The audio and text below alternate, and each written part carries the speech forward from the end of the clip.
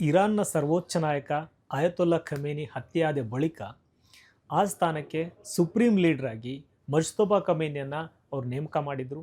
ಇದಾಗಿ ಒಂದಷ್ಟು ದಿನಗಳಾಗಿವೆ. ಆದರೆ ಮುಜ್ತಬಾ ಖಮೇನಿ ಯಾವುದೇ ಬಹಿರಂಗವಾಗಿ ಯಾವುದೇ ಸ್ಟೇಟ್ಮೆಂಟ್ಗಳನ್ನು ಕೊಟ್ಟಿರಲಿಲ್ಲ. ಆದರೆ ಇದೀಗ ಮೊದಲ ಬಾರಿಗೆ ಸಾರ್ವಜನಿಕವಾಗಿ ಒಂದು ಸ್ಟೇಟ್ಮೆಂಟನ್ನು ಕೊಟ್ಟಿದ್ದಾರೆ. ಆದರೆ ಅದು ಕೇವಲ ಒಂದು ಸ್ಟೇಟ್ಮೆಂಟ್ ಅಲ್ಲ, ಅದೊಂದು ಎಚ್ಚರಿಕೆಯನ್ನು ಕೂಡ ಕೊಟ್ಟಿದ್ದಾರೆ.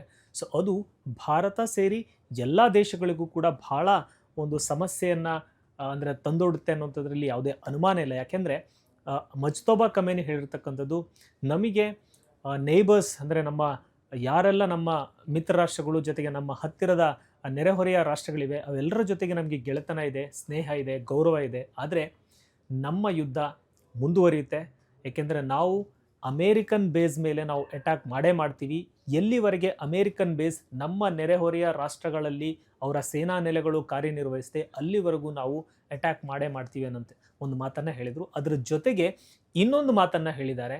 ಸೊ ಅದು ಭಾರತಕ್ಕೆ ಮತ್ತು ಇತರ ದೇಶಗಳಿಗೂ ಕೂಡ ಬಹಳ ಒಂದು ಅಂದರೆ ಆತಂಕವನ್ನು ತಂದೊಡ್ತಾ ಇದೆ. ಯಾಕೆಂದರೆ ಅವ್ರು ಹೇಳಿರ್ತಕ್ಕಂಥ ಇನ್ನೊಂದು ಮಾತು, ನಾವು ಹರ್ಮೋಜ್ ಸ್ಟ್ರೈಟನ್ನು ನಾವು ಕ್ಲೋಸ್ ಮಾಡ್ತೀವಿ ಅನ್ನೋಂಥದ್ದು. ಅಂದರೆ ಅದನ್ನು ನಾವು ಅಂದರೆ ಗೆಳೆತನ ಇರ್ಬೋದು, ಅಂದರೆ ನಮ್ಮ ನೆರೆಹೊರೆಯ ರಾಷ್ಟ್ರಗಳೆಲ್ಲ ಗೆಳೆತನ ಇರ್ಬೋದು, ನಮ್ಮ ಟ್ರೇಡ್ ಡೀಲ್ ಇರ್ಬೋದು, ಯಾವುದೇ ಇರ್ಬೋದು. ಆದರೆ ನಮ್ಮ ಯುದ್ಧ ಇಸ್ರೇಲ್ ಹಾಗೂ ಅಂದರೆ ಅಮೇರಿಕದ ಮೇಲೆ ಇರೋದ್ರಿಂದ ಸದ್ಯಕ್ಕೆ ನಾವು ಹರ್ಮೋಜ್ ಸ್ಟ್ರೈಟನ್ನು ನಾವು ಕ್ಲೋಸ್ ಮಾಡ್ತೀವಿ. ಅಂದರೆ ಈ ಹರ್ಮೋಜ್ ಸ್ಟ್ರೈಟ್ನ ಮೂಲಕವೇ ನಮ್ಮ ಬಹುತೇಕ ಅಂದರೆ ನಮ್ಮ ಸರಕು ಸಾಗಣೆಗಳಿರ್ಬೋದು, ತೈಲಗಳಿರ್ಬೋದು ಎಲ್ಲವೂ ಕೂಡ ಇದೇ ಜಲಸಂಧಿ ಮೂಲಕ ನಮಗೆ ಬರುತ್ತೆ, ಅಂದರೆ ನಾವು ಆಮದು ಮಾಡ್ಕೊಳ್ತೀವಿ. ಸೊ ಹೀಗಾಗಿ ಈ ಒಂದು ಹರ್ಮೋಜ್ ಸ್ಟ್ರೈಟನ್ನು ಇರಾನ್ ಕ್ಲೋಸ್ ಮಾಡುತ್ತೆ, ಅದರಲ್ಲಿ ಯಾವುದೇ ಅನುಮಾನ ಇಲ್ಲ ಅನ್ನೋಂಥ ಒಂದು ಮಾತನ್ನು ಕೂಡ ಹೇಳಿದೆ.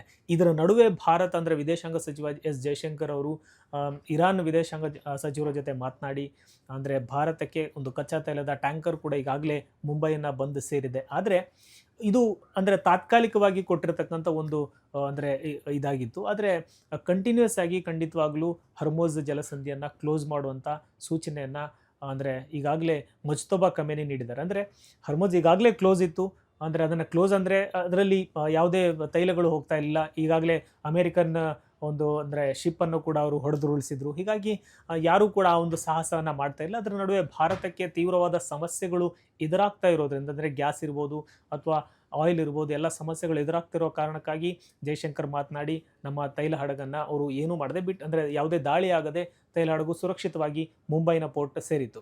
ಬಟ್ ಇನ್ನು ಮುಂದೆ ಅದು ಕಷ್ಟ ಅನ್ನುವಂಥ ಮಾತುಗಳನ್ನು ಈಗ ಖಮೇನಿ ಹೇಳ್ತಾ ಇದ್ದಾರೆ. ಯಾಕಂದರೆ ಡೈರೆಕ್ಟ್ಲಿ ಅಂದರೆ ಭಾರತಕ್ಕೆ ಅವರು ಡೈರೆಕ್ಟ್ಲಿ ಯಾವುದೇ ಅಂದರೆ ಎಚ್ಚರಿಕೆಯನ್ನು ಕೊಟ್ಟಿಲ್ಲ. ಆದರೆ ಓವರಾಲ್ ಆಗಿ ಎಲ್ಲ ದೇಶಗಳಿಗೂ ಕೂಡ ಅಂದರೆ ನಮ್ಮ ನೇಬರ್ ಇರ್ಬೋದು, ನಮ್ಮ ಟ್ರೇಡ್ ಡೀಲ್ ಯಾವೆಲ್ಲ ದೇಶಗಳು ಎಲ್ಲವೂ ಕೂಡ ಇರ್ಬೋದು, ಹರ್ಮೋಜ್ ಜಲಸಂಧಿಯನ್ನು ನಾವು ಕ್ಲೋಸ್ ಮಾಡ್ತೀವಿ ಅನ್ನೋದು. ಅಂದರೆ ಇನ್ನೂ ಕೂಡ ಜಯಶಂಕರ್ ಅವರ ನಿನ್ನೆ ಮೊನ್ನೆ ಮಾತುಕತೆಯಲ್ಲಿ ಅಂದರೆ ಖಂಡಿತವಾಗಲೂ ಭಾರತಕ್ಕೆ ಇನ್ನುಳಿದಂಥ ಕಚ್ಚಾ ತೈಲ ಬರುವಂಥ ಹಡಗುಗಳಿಗೆ ಅವರು ಅನುಮತಿಯನ್ನು ಕೊಟ್ಟಿದ್ದಾರೆ ಇಲ್ವೋ ಅನ್ನೋಂಥದ್ದು ಮುಂದೆ ನೋಡಬೇಕಾಗಿದೆ. ಆದರೆ ಸದ್ಯಕ್ಕಂತೂ ಒಂದು ಆತಂಕ ಇದೆ. ಯಾಕೆಂದರೆ ಮುಂದಿನ ದಿನಗಳಲ್ಲಿ ಭಾರತದಲ್ಲಿರ್ತಕ್ಕಂಥ ಗ್ಯಾಸ್ ಅಥವಾ ತೈಲ ಸಮಸ್ಯೆಗಳು ಮತ್ತಷ್ಟು ಬಿಗಡಾಯಿಸುವಂಥ ಸಾಧ್ಯತೆಗಳಿವೆ. ಇದು ಜೊತೆಗೆ ನೆರೆಹೊರೆಯ ರಾಷ್ಟ್ರಗಳಿಗೂ ಕೂಡ ಅನ್ವಯ ಆಗುತ್ತೆ. ಹಾಗಾಗಿ ಈ ಒಂದು ಆತಂಕ ಇಂದಿನ ಮುಜ್ತಬಾ ಖಮೇನಿಯ ಒಂದು ಸ್ಟೇಟ್ಮೆಂಟ್ನಿಂದ ಹೆಚ್ಚಾಗ್ತಾ ಇದೆ, ಅದರಲ್ಲಿ ಯಾವುದೇ ಅನುಮಾನ ಇಲ್ಲ. ಸೊ ಮುಂದೆ ಕಾದು ನೋಡಬೇಕಾಗಿದೆ ಏನಾಗುತ್ತೆ ಅನ್ನುವಂಥದ್ದು.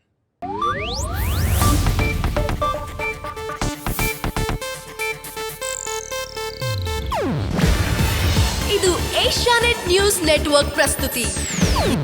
ನೀವು ನೋಡ್ತಿದ್ದೀರಾ ಏಷ್ಯಾನೆಟ್ ಸುವರ್ಣ ನ್ಯೂಸ್.